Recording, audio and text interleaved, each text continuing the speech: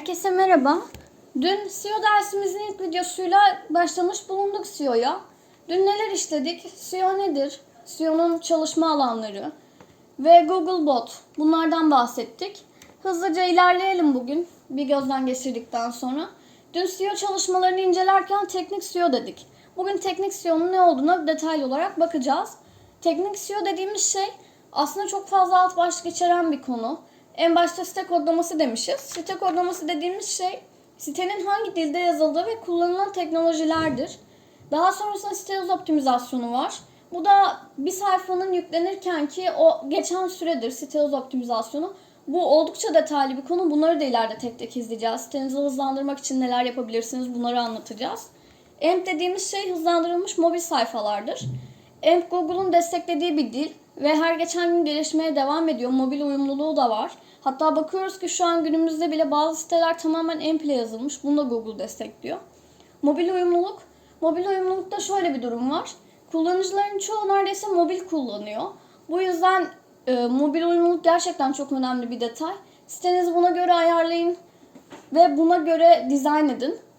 Robot.txt dediğimiz şey sitemizin hangi alanları tarayıp hangi alanları taramamasını bildiren sistem. Sitemizde taramalar oluyor biliyorsunuz düzenli olarak.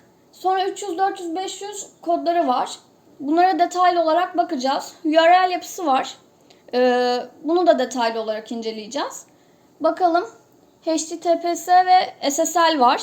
Bu sitenin daha güvenilir olduğunu gösteren bir altyapı. Hani orada sertifika oluyor ya, mesela sitenin güvenli olup olmadığını biz buradan anlıyoruz. 404 hata sayfası demişiz. Buna da bakacağız. Hani bir sayfaya girdiniz, o sayfa açılmadı, silinmiş olabilir ya da onun bağlantı şeyi değiştirilmiş olabilir. Bu yüzden 404 hataları veriyor. Bu hataları da inceleyeceğiz. Tarama bütçesi dediğimiz durum var. Bu da bizi tarayan tarayıcının tarama için harcadığı süre anlamına geliyor. Bunların hepsine bakacağız. Hızlıca geçiyorum. Canonical etiketleri var. Bunu da inceleyeceğiz ve site haritası. Site haritası sitemizdeki sayfaların listesini sunmaya yarıyor. Arama motorlarına veri verme işlemi. Hani siz bir kelime arattığınızda arama motorlarında böyle bir sürü anahtar kelime çıkıyor ya. İşte bunu bu şekilde yapıyoruz. Sonra geçiyorum. Şimdi bu durum kodlarına bakalım. 200 tamam durum kodumuz var. İsteğin başarılı olduğunu gösteriyor. 200 yanıta gönderilen yük istek yöntemine bağlıdır demişiz. Bir sayfaya girdiniz ve sayfa açıldı. Bu 200 durum kodu oluyor. Daha sonrasında 200 başarılı durum kodu. Bu da aynı anlama geliyor. Yani 200 ile başlayan kodlar başarılı durum kodları oluyor. 300 ve türevi kodlarımız var. Yeniden yönlendirme. Hani o sayfaya girdiniz, sizi yeniden yönlendirmek istiyor falan diye bir şey geliyor. Bu o anlamda. Daha sonrasında 400 ve türevi var. İşlemci hatası. Durum kodu sınıfı işlemcinin hatalı göründüğünü gösteriyor. Hani 404 not found falan çıkıyor ya. Az önce de dedik, site açılmıyor, ne bileyim bağlantısı değiştirilmiştir, sayfa silinmiştir. Ve bu 404'te sayfa açılmadığında kullanıcıları, gelen insanları kaybetmemek için yapmanız gereken şey yeni bir yönlendirme koymak. Yani o kitleyi elde tutmak için oraya yeni bir, sizi şuraya yönlendirmek istiyor tarzına denk gelmişsinizdir. Öyle yaparak gelen insanları başka sayfaya yönlendirebilirsiniz. 500 ve benzeri durum kodları var. Bu da sunucuyla alakalı bir hata, sunucu hatası. Durum kodu sınıfı sunucunun istenen yöntemi gerçekleştirdiğini veya gerçekleştiremediğinin farkında olduğunu gösterir demişiz. Bunları daha sonralarda da inceleyeceğiz. Şimdi site hız optimizasyonu dedim ben az önce. Sitenin yüklenme hızı dedim. Web site hızını belirlemek teknik bir konudur. İyi sonuçlar almak için web sitenize ve altyapısına değişiklikler yapmanız gerekir.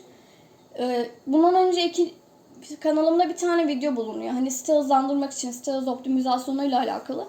Orada şundan bahsetmişim. Koyduğunuz resimlerin boyutları ya da boştaki farklı şeyler falan. Bunları nasıl boyutlarını azaltabilirsiniz? Bakın burada da zaten ilk maddede vermişim. Görsel boyutlarını optimize edin demişim. Düşürün. Kilobayt cinsinden incelendiği için onları ne kadar düşürürseniz siteniz o kadar hızlanıyor. Bir kullanıcı geldi, sayfanıza girdi. Sayfanız yükleniyor ama açılmıyor. O kişi ne yapacaktır? Başka bir web sayfasına gidecektir. Bu nedenden dolayı site hız optimizasyonu çok önemlidir. Eklentilerin kullanımını en aza indirin. WordPress'i ve tüm eklentileri son sürüm olacak şekilde güncelleyin. Biz WordPress kullanırken eklentiler kuruyoruz orada. İlerleyen derslerimizde o eklentilerin hangilerini kurmanız gerektiğini de ben anlatacağım sizlere. WordPress sitelerde yavaş temaları kullanmayın. Yavaş temalar da yine sitenizin açılma hızını yavaşlatacaktır. Bakalım. Dosyaları optimize edin demişiz. Boyutlarını küçültün.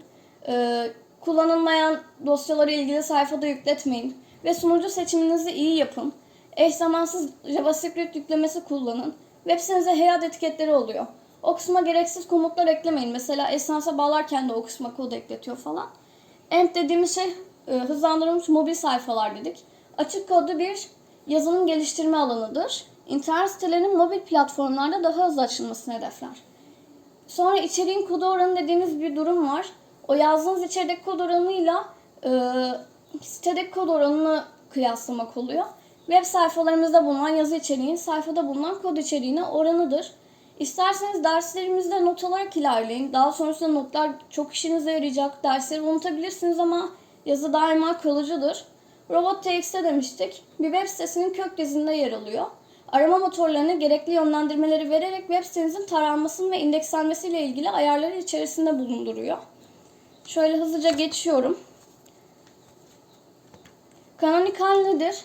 Kısaca Google'a web sitenizi indekslerken sayfanın hangi versiyonu seçeceğini belirtiyor. Mesela şöyle düşünün, birden farklı değil, size ait birçok siteniz var, 2-3 tane.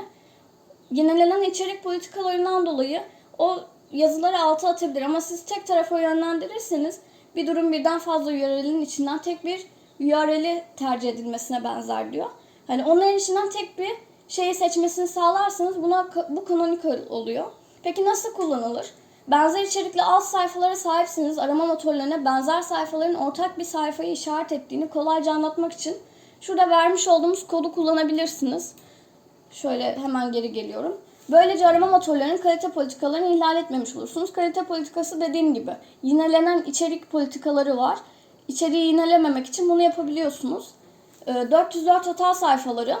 404 sayfası kullanıcıya ziyaret ettikleri URL web sitenizde bulunmadığına gösterilir. Hani bundan az önce de bahsettik zaten. Sayfa silinmiş olabiliyordu, değiştirilmiş olabiliyordu. Burada da yazmışım. Ya da tarayıcıya yanlış girilmiş olabiliyor. Bu sizden kaynaklı bir hatadır. Hani kullanıcılardan kaynaklı bir hatadır. 404 sayfaları nasıl optimize edilir? Siteye gelen kişiyi kaybetmemek için öneriler gösterilebilir veya yardımcı olmak için buton tarzı şeyler koyulabilir. Bunları az önce de söyledim. Yinelenen içeriği de anlattım. Kopyala yapıştır tarzında bir işlem yapılması. Bir siteye gittiniz. Oradan kendi sitenize yazı yazacaksınız. Ama direkt oradan aldınız, kendi sitenize yapıştırdınız. Bu da yinelenen içerikten dolayı sizin alta düşmenize sebep olacaktır. Google botlar bunu gerçekten araştırıyorlar. Yinelenen içerik yaptığınızda siteniz öne çıkmıyor. Bundan kaçının.